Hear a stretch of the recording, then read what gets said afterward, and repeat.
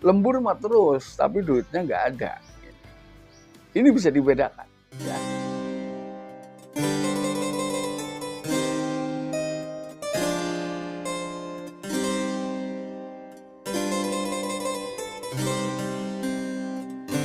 Assalamualaikum warahmatullahi wabarakatuh. Kembali lagi bersama saya Kang Kubis. Kali ini Kang Kubis kembali bersama sahabat semua. Tentunya masih di channel Kang Kubis, channel yang tidak pernah bosan ya membahas seputar permasalahan rumah tangga. Pada kesempatan kali ini Kang Kubis ingin membahas mengenai 8 firasat seorang istri terhadap suami. Ini sebetulnya wanita memang dikenal ya memiliki sebuah insting yang begitu tajam ketika melihat gelagat dari pasangan yang kurang menyenangkan atau mencurigakan. Nah, ini tentunya para suami lebih berhati-hati dong. Berbeda dengan seorang pria ya, biasanya instingnya kurang begitu kuat. Jauh lebih kuat insting wanita dan insting pria ini jauh lebih kuat wanita maksudnya. Nah, namun sebelum lanjut ke topik, gak ada salahnya silahkan Anda subscribe, like, dan komen di channel Kang Kumis. Nah, kira-kira apa saja sih hal-hal yang perlu diperhatikan oleh seorang istri ketika memang istri merasakan ada gelagat yang kurang baik ya dalam perasaan hatinya. Sebetulnya ini berlaku juga untuk firasat seorang suami untuk istri ya. Yaitu akhir-akhir ini ternyata yang pertama, pasangan Anda ini kalau pulang kerja mandi langsung main HP ya, tidak melakukan tegur sapa dengan Anda. Begitu pula jika itu seorang istri, ini biasanya waktunya memang habis untuk bermain HP. Nah, jadi artinya perhatiannya jauh lebih besar ke ponselnya, apa yang ada di hadapannya. Jadi dia lupa segalanya tapi lebih konsen ke hal-hal tersebut. Nah, apakah ini dilakukan sering ya? Artinya semua orang punya ponsel lah ya, tapi tentunya ada etika walaupun itu dengan pasangan agar tidak membuat pasangan menjadi salah sangka. Lalu kemudian yang kedua, terjadi perubahan rutinitas. Perubahan rutinitas ini jelas, mungkin dia pulang tidak tepat waktu dan tidak mempunyai alasan yang tepat. Nah, kalau memang pasangan Anda mengatakan bahwa saya lembur, tentunya Anda akan mendapatkan hasil lebih besar dari biasanya dong sebagai pasangan karena hasil dari lemburan. Lalu bagaimana kalau suami atau istri bilang lembur tapi ternyata penghasilannya justru berkurang? Ini perlu diperhatikan ya. Ini yang kedua. Kemudian yang ketiga, ketertarikan terhadap istri atau suami ini berkurang. Jadi ini tergantung siapa yang pada saat itu sedang melakukan itu, lalu dampak yang Anda rasakan mirip dengan yang saya katakan tidak menutup kemungkinan. Ini sebagai suami maupun istri harus sama-sama peka karena di sini untuk menciptakan sebuah diskusi kembali kepada keharmonisan. Ini.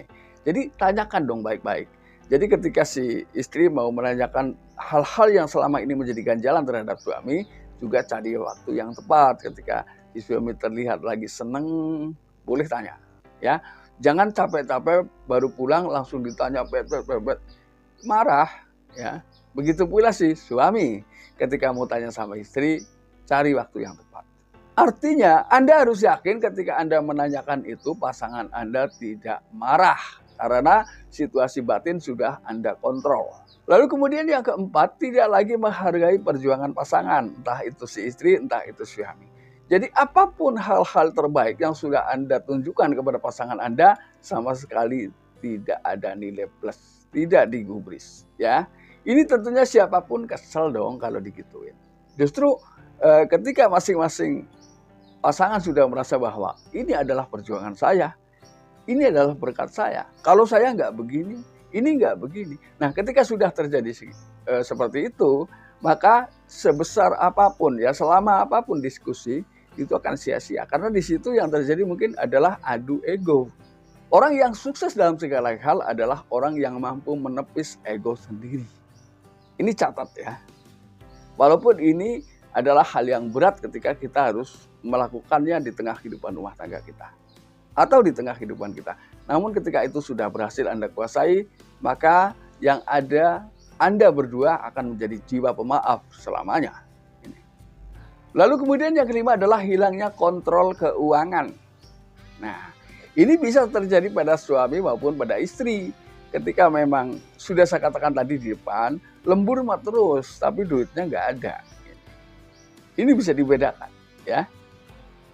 Lalu kemudian yang keenam, ini terjadi emosional yang tidak stabil, artinya naik turun.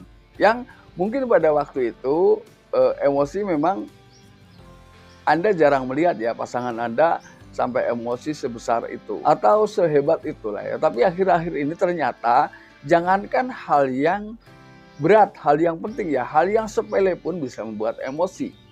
Nah ini bagian dari yang harus Anda perhatikan. Entah itu Anda sebagai seorang istri maupun seorang suami. Kalau keduanya saling mengerti, saling kontrol, maka terus adakan diskusi di tengah kehidupan rumah tangga. Karena komunikasi adalah jembatan awal menuju keharmonisan. Tentunya masing-masing pihak harus mampu menahan ya, mengekang ego yang ada. Lalu kemudian yang ketujuh, ini sebetulnya berlaku untuk balance ya, untuk si suami maupun si istri, yaitu lebih cepat merespon unggahan seseorang di media sosial. Jadi cepat sekali ya ketika ada hal-hal tersebut di media sosial, dia justru begitu antusias untuk menanggapinya. Namun ketika itu mungkin postingan pasangan dan lain sebagainya tidak digubris, like saja enggak. Ini bedanya ya. Lalu yang terakhir yang perlu Anda perhatikan lagi adalah selalu menolak kebaikan Anda. Ya. Contoh mohon maaf, kan iseng-iseng bisa saja ya.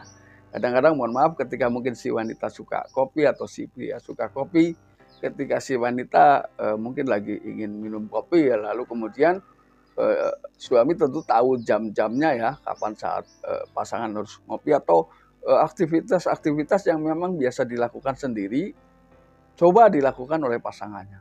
Lalu bagaimana tanggapannya ketika memang dia dibuatkan hal seperti itu ya, dibuatkan kopi, disajikan, kemudian si suami ngomong dengan sopan, lalu tanggapannya tetap pasif ya, ini sudah mungkin merupakan bagian bahwa dia sedang lebih menerima kebaikan orang lain. Nah sahabat, ini hanya sebagai gambaran saja buat sahabat semua untuk menambah wawasan kita. Kuncinya adalah orang yang sukses adalah orang yang mampu menepis ego sendiri, ya. Dan mudah-mudahan apa yang Kang Kubis sampaikan bisa bermanfaat. Dan akhir kata, salam harmonis bersama Kang Kubis. Wabillahi taufiq wal hidayah. Assalamualaikum warahmatullahi wabarakatuh dan terima kasih.